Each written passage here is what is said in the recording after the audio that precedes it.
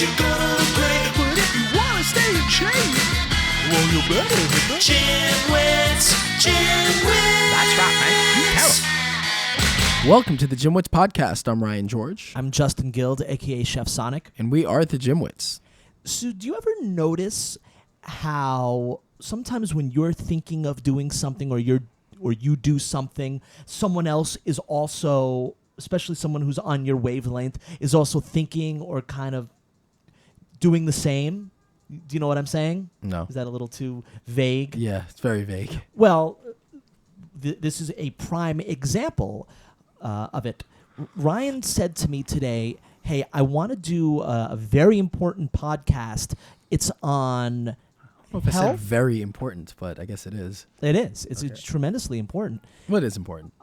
It's going to be on health versus fitness versus performance. And it's so funny because I was going to tell him something sort of interesting that I had been going through.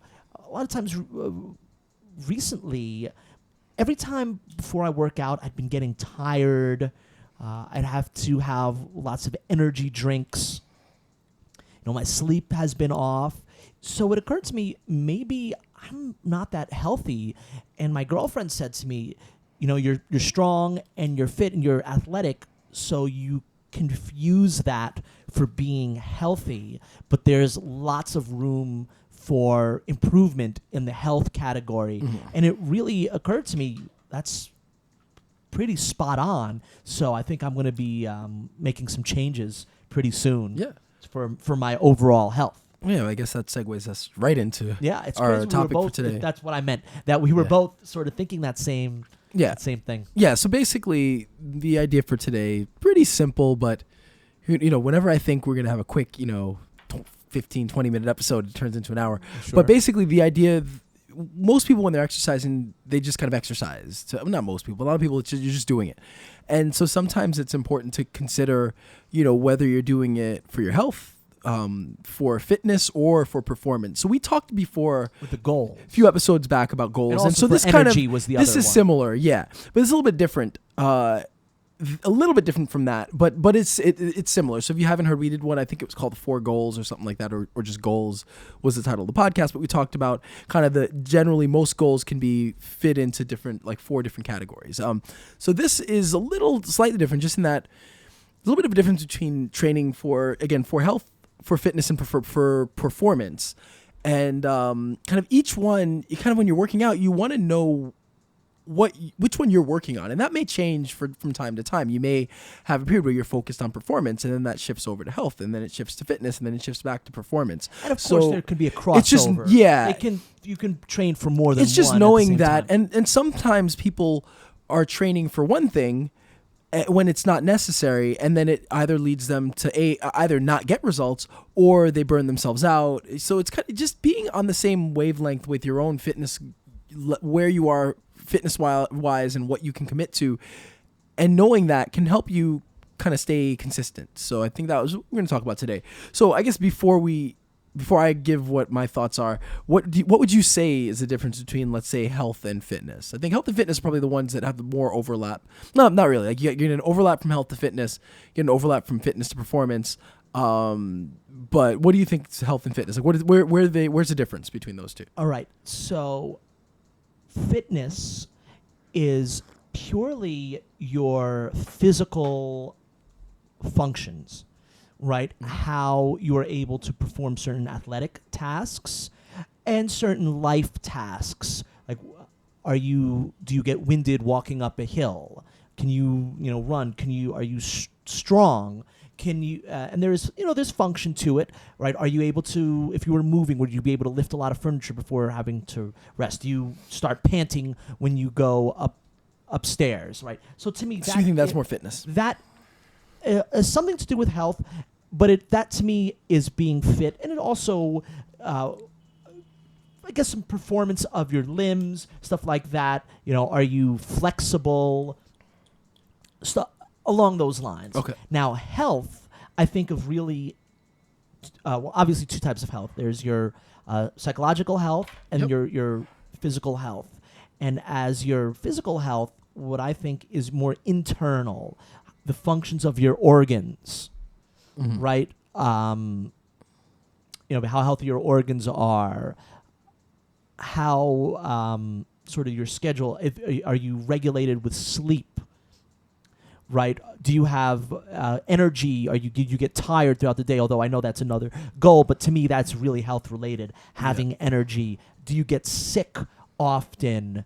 Do you get tired? Do you find yourself getting depressed? I know that starts to border into psychological health, but physical health can certainly affect that tremendously. So then, obviously, with your psychological health, are you depressed? Are you sluggish? Do you have motivation? All those things. That's what I think of health, the combination between, physical health, internal health, and psychological health, as opposed to fitness, which is, more on the can you perform physical tasks? Can your muscles do certain things? Can you run? Can you lift? Like stuff like that. Yeah. Okay. So you're pretty solid, like with what you're getting to. So the way I like to look at it is, health is a little more passive, and fitness is a little more active. If you're talking about like testing for it, I think that's the easiest way for me to think about it.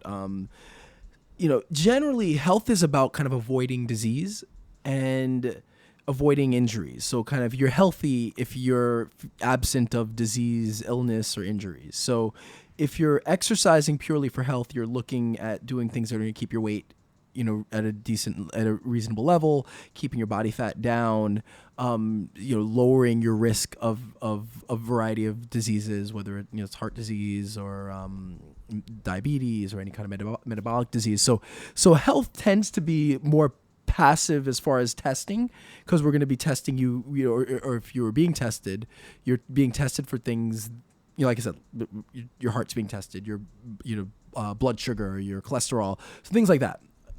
So health is again a little more passive, a little bit more about just of fighting the risk of disease, like fighting your risk of dying, basically. Disease or injury. Because another thing to think about is, especially maybe for older adults, are your bones brittle?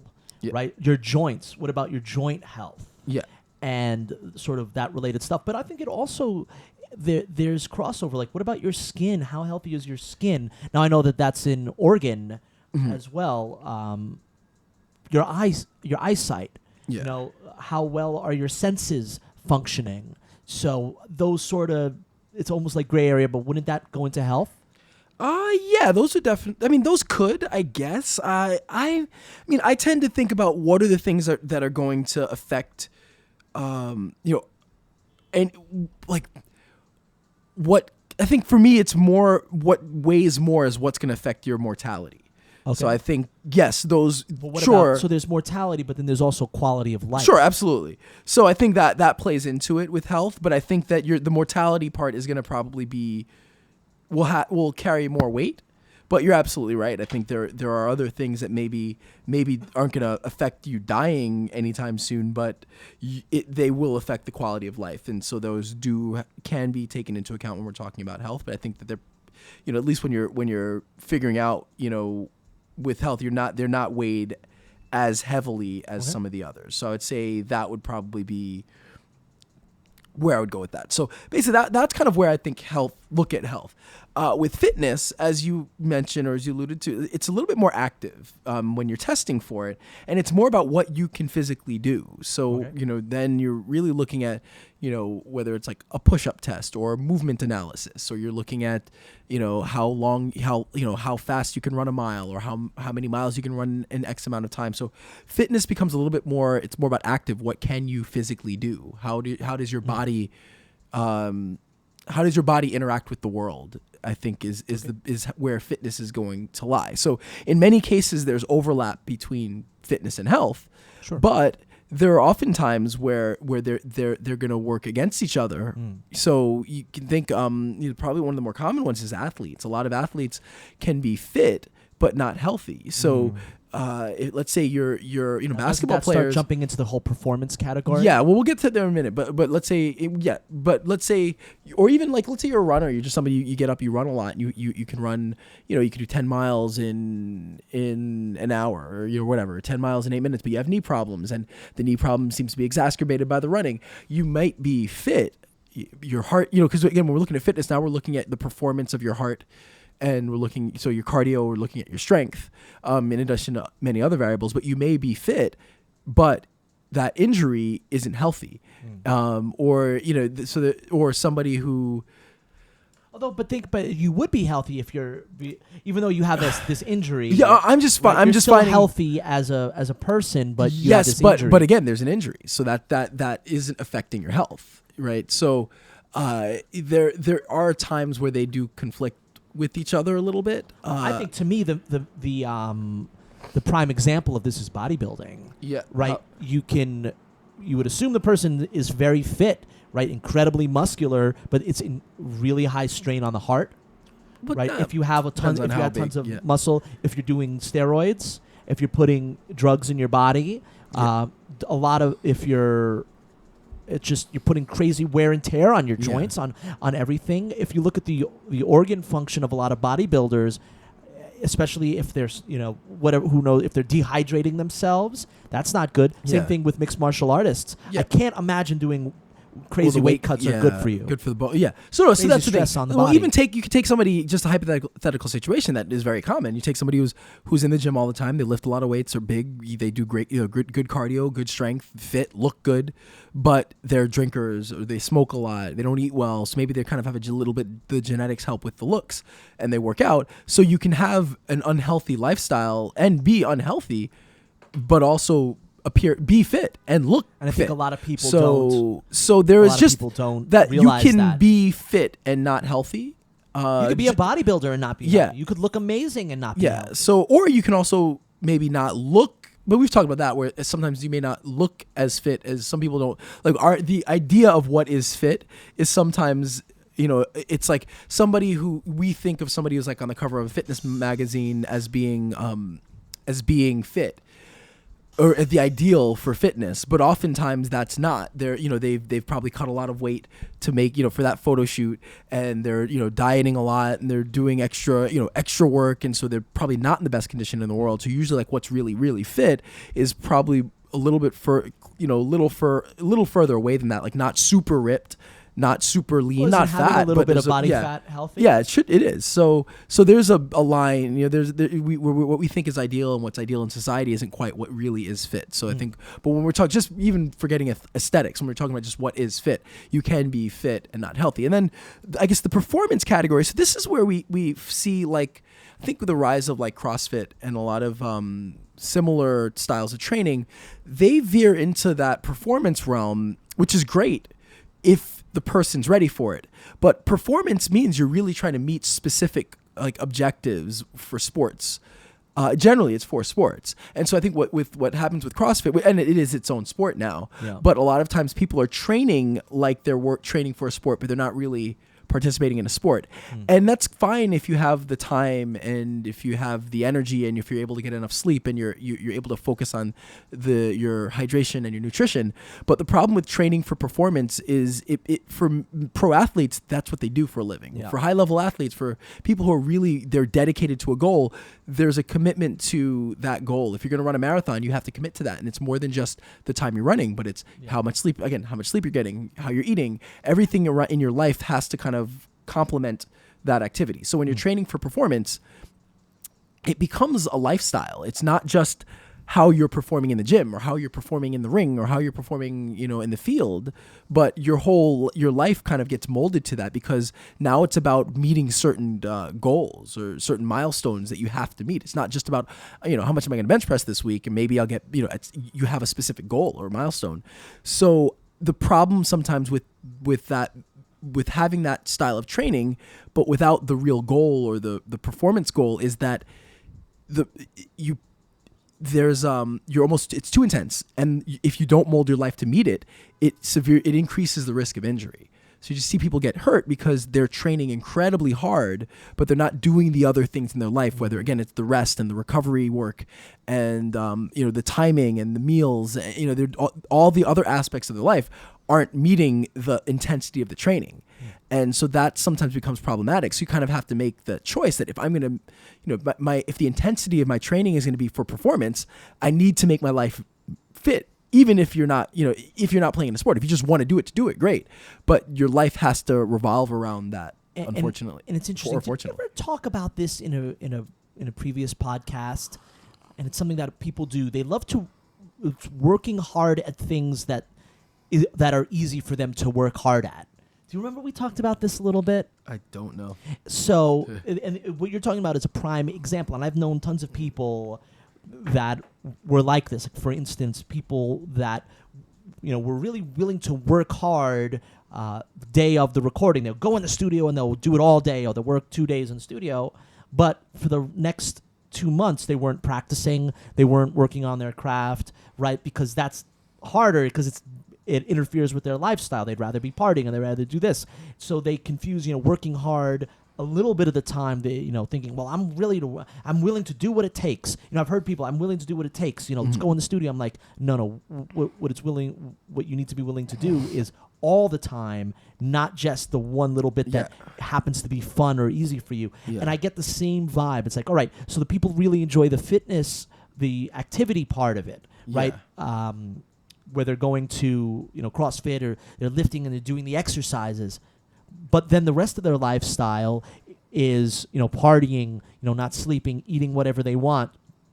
And so they're thinking, I'm working really hard. And maybe you're working hard in this one category, but you're really not working hard because you're not dedicating your life to this, as you mentioned, performance goal. And that is a big issue. I think that especially with the sort of intense exercise that people do, if your life doesn't fit the exercise, you can't just exercise and expect it to magically fix everything. Be the the whole thing in your life. You brought up two different things. I think one is more of a work ethic issue, and the other is just we use this word in recording we did earlier, but a disconnect between what you should be. So kind of one is like, we see this all the time where people love like one aspect. Like I see this in sparring a lot. I remember there's a guy, I was talking about this earlier with somebody who was terrifying to spar with. He came in and he was big, strong, powerful, and he would spar, and he sparred hard, and he's tough, and he had good, but like he did not want to work hard outside of that. So he didn't want to do conditioning work. He didn't want to train hard. He didn't want to do any of the extra stuff. He didn't really want to hit pads, but he wanted to spar, and he would spar, and spar hard. So like that one aspect. And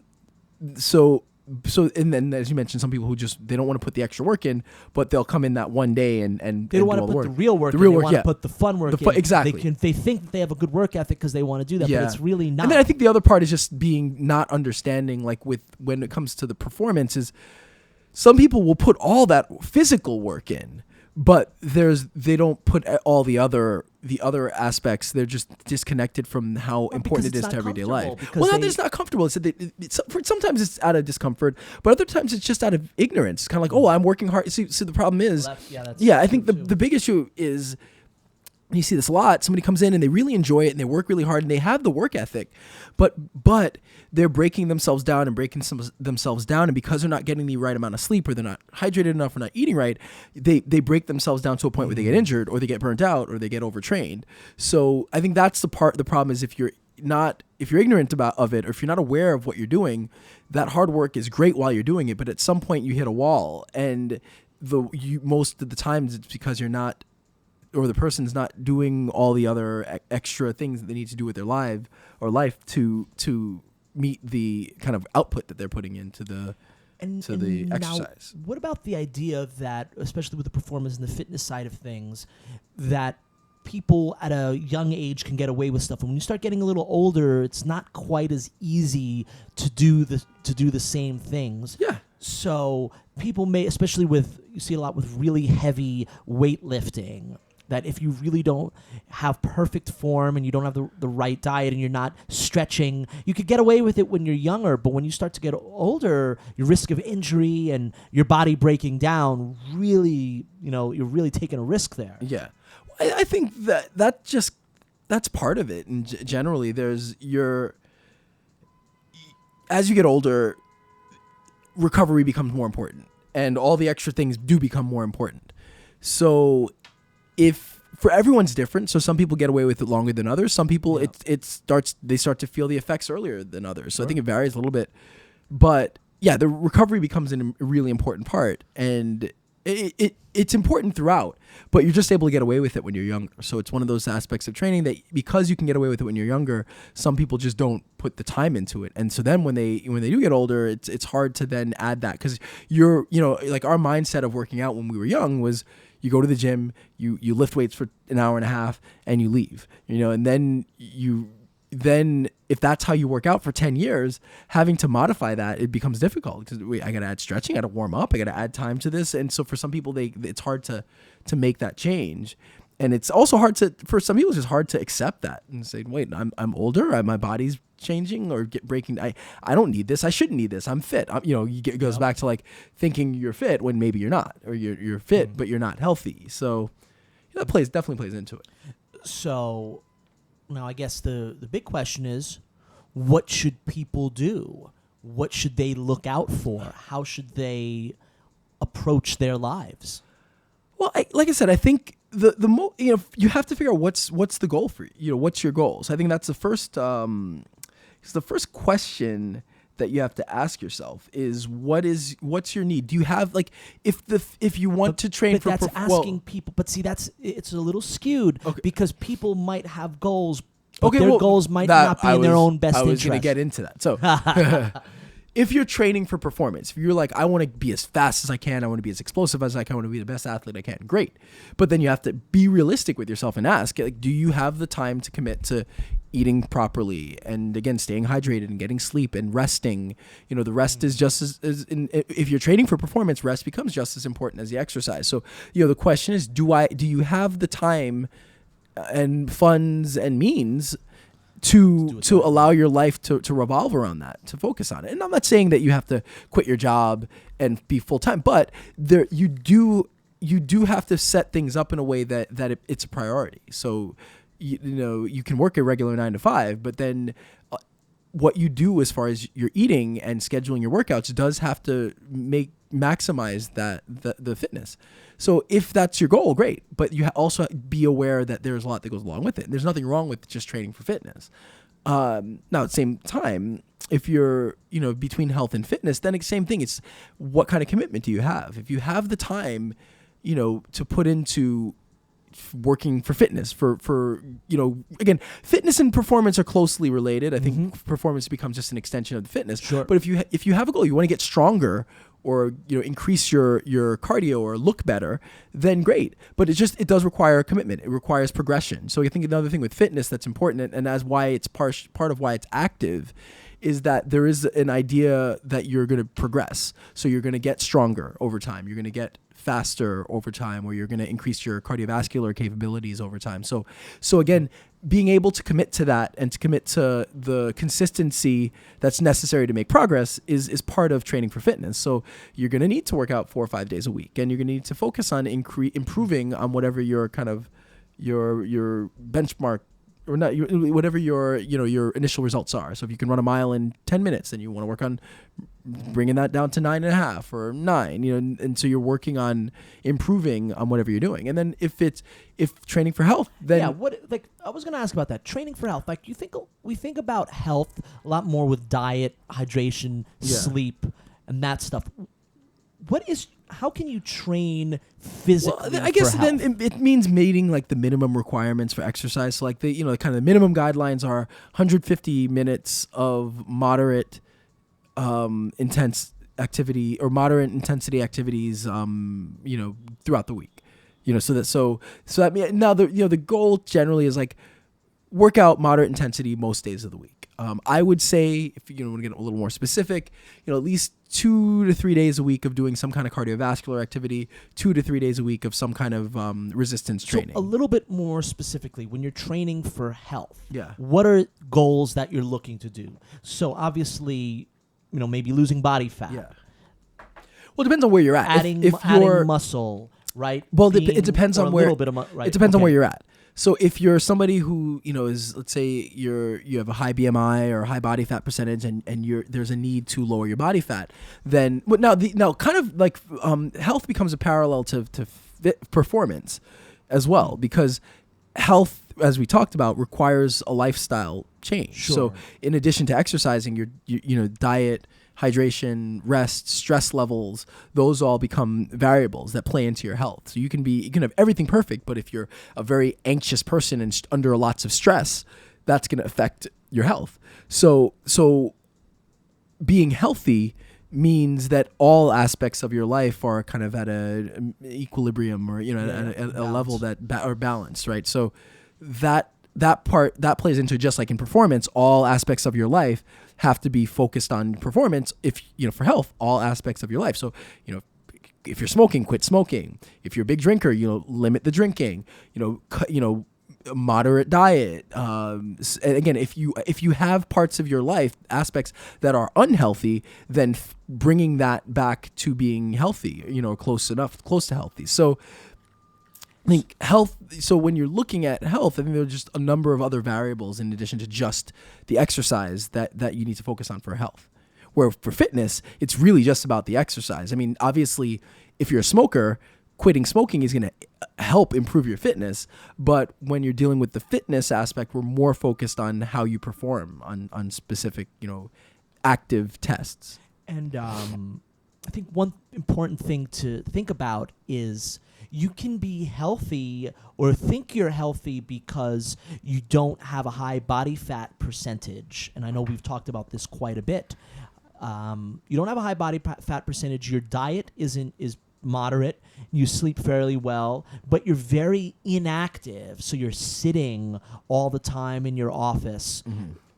You might think you're healthy because of these things, but really it's incredible bad wear and tear on your body if you were inactive. And I think that's where just doing what you mentioned was moderate exercise, and also just activity throughout the day, doing a little extra walking, even just standing up, doing some stretches can greatly improve your health. Now, you would think that would improve your fitness level. Yeah.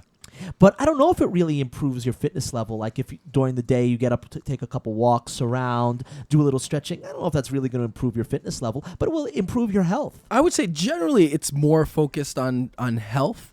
But again, depending on how unfit somebody is, it might help their fitness. If you're so very I think it really unfit, depends on then, the level that you're at. But I think, again, kind of health, if you just want to avoid death, then but you don't have time to worry about how you perform on a mile run test, then that's going to be your goal. If you want to increase your strength and look better, then the focus might be fitness. And if you have specific goals and running, a 10K or a marathon or increasing lifts, that or participating in a sport, then performance can be the goal. So I mean, and then there's some again they overlap, and you can do all three at once, or you can do two of the three. It really depends on what your focus is.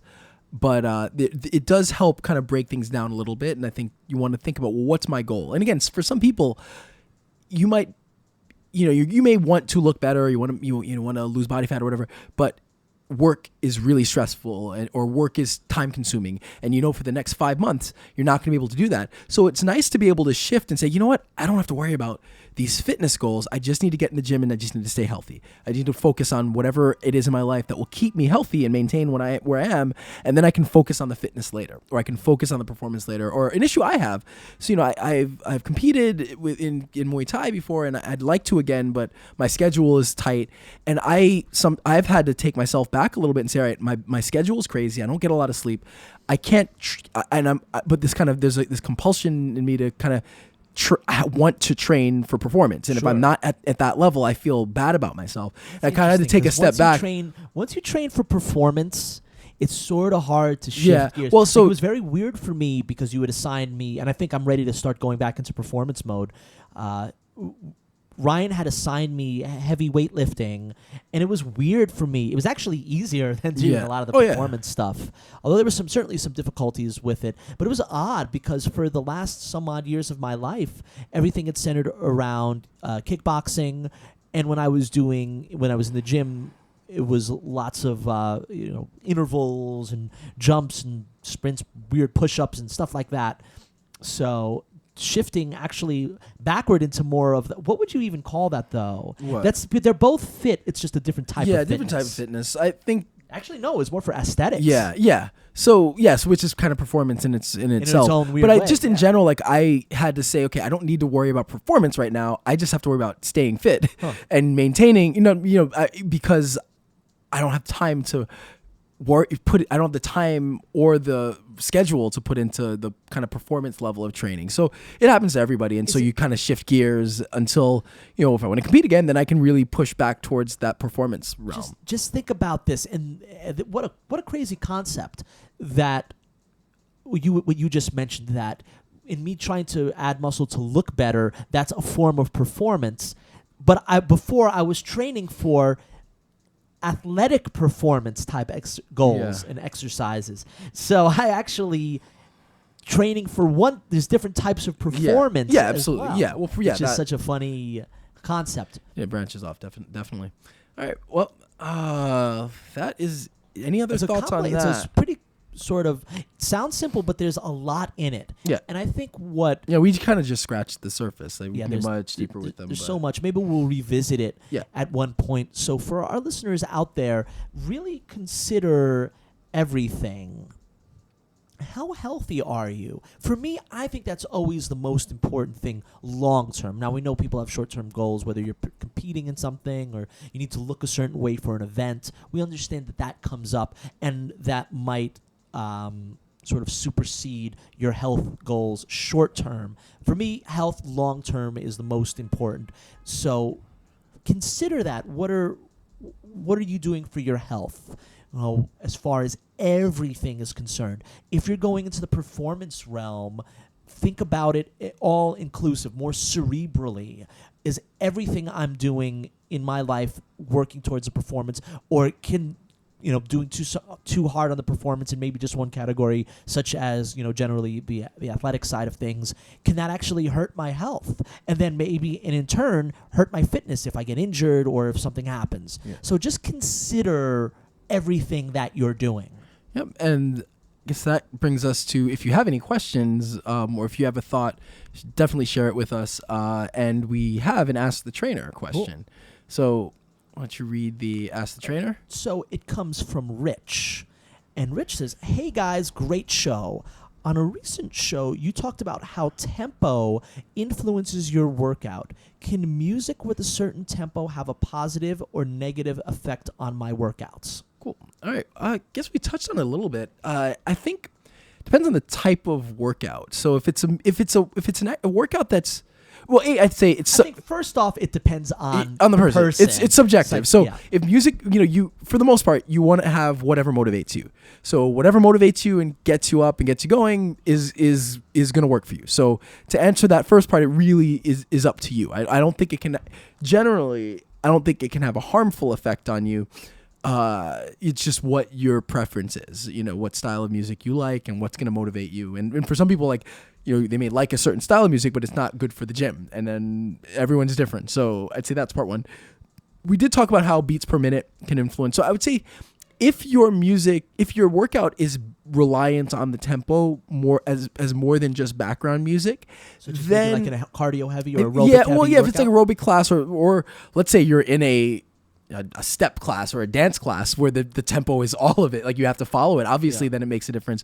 Or if you're running and you're lining yourself up, you want to be a little bit aware of the beats per minute, because if you start running in sync with the beats per minute and that's slower or faster than you should be running, that may influence you. So the only time I would say is if the rhythm of the music somehow influences the rhythm of your workout, you may need to be aware of it, because again, if it's a little too fast or a little too slow, that's gonna change. That might change how you run, or how fast you're moving, and so it just might influence you in that it may make you move a little faster than you need to move, or move a little bit slower. So that's the only part where I think music is really, you want to be aware of it. And again, like if it's a class where music is integral, if it's a spinning class or something. But again, everyone's different, so it depends on how it's really about what's going to motivate you. if you're running a class, then you have to think, okay, what's generally going to motivate a group of people? So again, if classical music gets you going, probably not going to work for most people in the spinning class, but you kind of do want to consider that. And one interesting thing is not actually about the type of music or the tempo or the BPM, but actually how loud you're listening to it. It's been proven that if you listen to music a loud tempo, it really doesn't even matter what type of music it is, that might give you a little bit of an adrenaline surge or get those endorphins going. Yeah, I'm forgetting the study, but I think we've and also it is also true that over a certain BPM, it almost doesn't even matter the type of music. Loudness makes a difference. So, if you put on the music loud, it'll probably make it work a little bit harder. Just be careful because it's not good on the ears, especially if you're using those earbuds. Ooh, so we're gonna have a generation of kids that have trouble hearing. It really worries me. Yeah. So that's why you get some Shure. The Shures, they're good because they're in ear, and you can. If you're going to have in-ear headphones, they're good because you can play things at a very low volume, but since it drowns everything else out, it's not blasting in your ear, but you're not the other kind of ambient noise isn't like killing you, killing the music or whatever you're trying to listen to, so you actually hear it very well without turning it up to like super loud. Turn it to 11, yeah. Yeah. So I have a great exercise of the week. Oh, you do? It's it's sort of a Ryan special. All right. And it is the jumping lunge. So Ryan special? What have I done jumping lunges? I actually never knew about the jumping lunge until Ryan told me. When did I tell you that? Years ago. When? I've been doing it quite a bit since. Basically, I'm sure you class or something, or was it? No, it was just you were teaching me some good exercises that help with. Okay. Basically, the idea is. You do your standard lunge. It's especially nice if you have some good weights. The big catch is that you're going to explode up from the lunge. Instead of doing it sort of lazy where you do the lunge and then you sort of get up, you're going to immediately jump back to do you normally jump back to your still staying with 1 foot forward, or do you jump back to your 2 feet together? You could do either one. So I guess I'll take over on the description and hopefully post it. All right, so basically if you're a split squat. So let's say a lunge. In a lunge, you'd start standing with the feet together, and then you step forward, and you bend the knees, and you push back into place. With the split squat, you start with the legs staggered. So you start with one leg in front of the other, and then you bend both knees, you drop straight down, but one leg is in front of the other. And so that would be like a split squat. You stay in place, you're not moving back and forth. So the split jump would be you drop into the lunge, but you jump, so you explode up. So you can do it 2 different ways. You can jump up and land in the same position. So let's say if my left leg is in front of my right leg, and I drop down and I jump, and I land, but the left leg stays in front, that would be like a split jump with legs in place. The alternative is you jump and then you switch the legs midair. So you kind of like perform like a scissors movement. And then when you now land with, if your left leg was in front, you jump, you land, your right leg's in front. So a couple different ways to do that. What does the jump add? It's more explosive, makes it a little bit harder, more cardio. It's not more add power to it. We've talked about it before, like plyometric.